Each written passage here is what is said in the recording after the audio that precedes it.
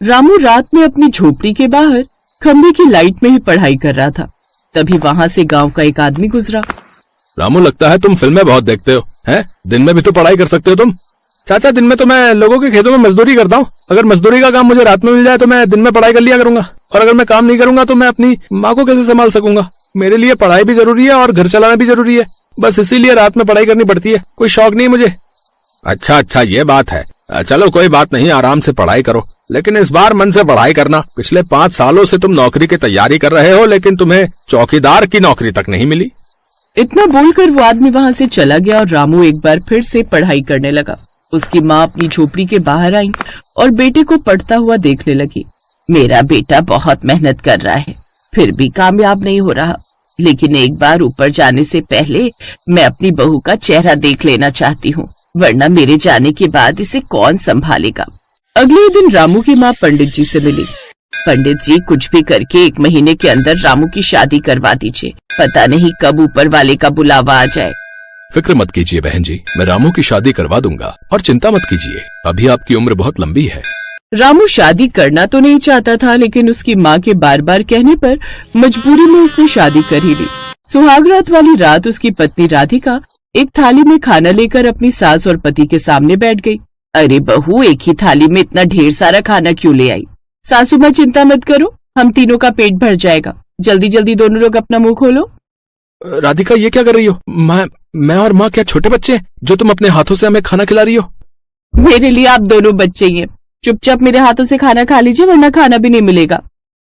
बहू, तूने तो इस बुढ़ापे में मुझे अपना बचपन याद दिला दिया। सुहागरात की अगली सुबह रामू जल्दी से उठा और एग्जाम देने चला गया। दोपहर तक वो खुशी खुशी लौट आया। क्या हुआ बेटा, इस बार की परीक्षा अच्छी गई या नहीं? माँ, परीक्षा तो हर बार मेरी अच्छी जाती है, पर पता नहीं क्यों सिलेक्शन नहीं हो पाता है। 1 महीने बाद इंटरव्यू है, उसके बाद ही कुछ पता चलेगा। 1 महीने बाद उसका इंटरव्यू हुआ। इंटरव्यू देने के कुछ दिनों बाद रामू एक अधिकारी की वर्दी में अपने घर पहुंचा। अरे दरोगा साहब, हम तो सीधे साधे लोग हैं, हमने ऐसा क्या कर दिया कि आप सुबह सुबह हमारे घर आ गए? माँ राधिका, आप लोग मुझे वर्दी में शायद पहचान नहीं पा रहे। मैं हूँ आपका बेटा रामू, मैं IPS ऑफिसर बन चुका हूँ। ये देखकर उसकी माँ की आंखों से आंसू छलक पड़े। रामू बेटा, तू आखिरकार भगवान ने तेरी मेहनत स्वीकार कर ही ली। बधाई हो दरोगा साहब। चलिए, इसी खुशी में मैं आप लोगों को अपने हाथों से खाना खिलाती हूँ। माँ, अब हम झोपड़ी में नहीं रहेंगे। कुछ ही दिनों में रामू ने अपना एक बहुत अच्छा बंगला बनवा लिया। फिर एक रोज पूरा गांव उनके बंगले के अंदर आ गया।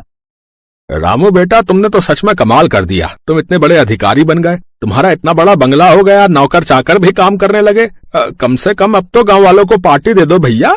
हाँ, आप सब तो मेरा परिवार ही है। मैं आप लोगों को पार्टी देना चाहता था, लेकिन सोच रहा था पहले हमारा घर बन जाए, उसके बाद ही पार्टी दें तो ज्यादा सही रहेगा।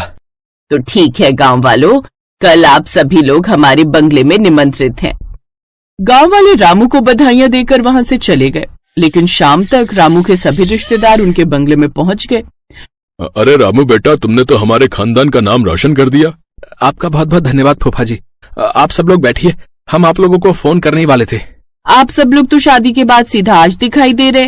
अरे बहू, क्या करे, समय ही नहीं मिल पाता। जब रामू बेटे के बारे में सुना तो हमें बहुत खुशी हुई, इसीलिए भागे भागे चले आए। खैर, अगले दिन एक बहुत बड़ी पार्टी हुई। पूरा गांव उनके बंगले में इकट्ठा हुआ और रिश्तेदार तो पहले से ही मौजूद थे। थोड़ी ही देर में नौकरों ने सबके लिए खाना लगा दिया। तभी राधिका ने कहा, आप सभी लोग बैठ जाइए, मैं सबको अपने हाथों से खाना खिलाऊंगी।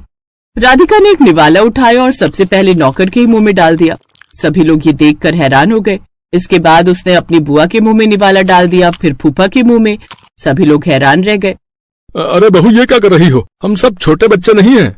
आप लोग पहली बार हमारे घर आए हैं ना, इसीलिए शायद आप लोगों को अजीब लग रहा है। हमारी बहू की आदत है, सभी को अपने हाथों से खाना खिलाती है।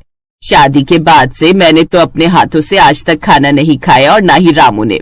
कुछ लोग तो राधिका के हाथों से ही बड़े प्यार से खाना खा रहे थे, लेकिन कुछ लोगों को ये ठीक नहीं लग रहा था। खैर, किसी तरह लोगों ने खाना खाया और वहां से चले गए।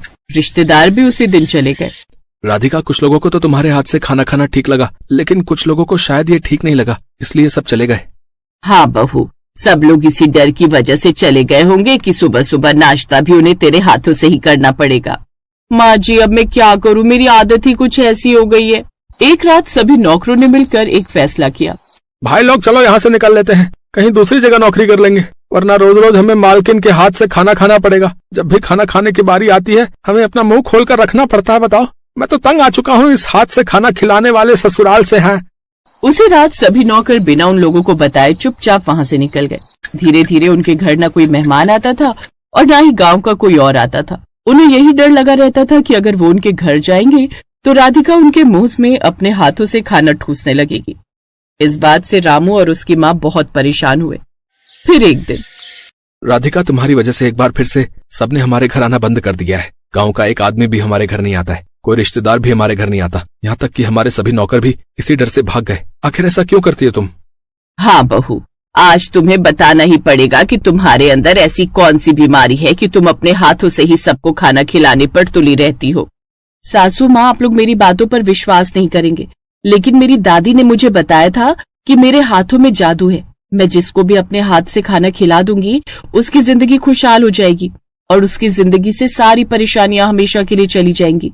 आपने देखा नहीं, जिस दिन मैं इस घर में आई थी उस दिन मैंने आपको और रामू जी को अपने हाथों से खाना खिलाया था और अगले ही दिन उनकी परीक्षा बहुत अच्छी हुई, यहाँ तक कि इंटरव्यू भी निकल गया और हम सब इतने बड़े आदमी बन गए। अरे हाँ बहू, ये सब तो हमने ध्यान ही नहीं दिया। जब से तू इस घर में आई है तरक्की इतनी जल्दी हुई है कि पूछो ही मत। हाँ राधिका, तुम्हारे हाथों में जादू तो है, ये बात तो माननी पड़ेगी, लेकिन सभी को अपने हाथों से खाना खिलाने की क्या आवश्यकता है?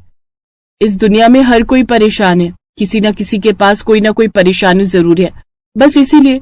लेकिन अगर लोगों को पसंद नहीं है तो आज से सबको अपने हाथ से खाना नहीं खिलाऊंगी।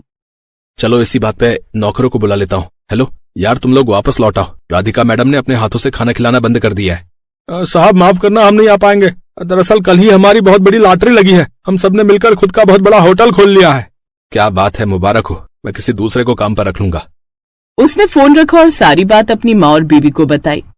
बहू के हाथ में तो सच में जादू है। जिन्हें भी राधिका ने अपने हाथों से खाना खिलाया था सब खुशहाल हो गए और खुशी खुशी रहने लगे।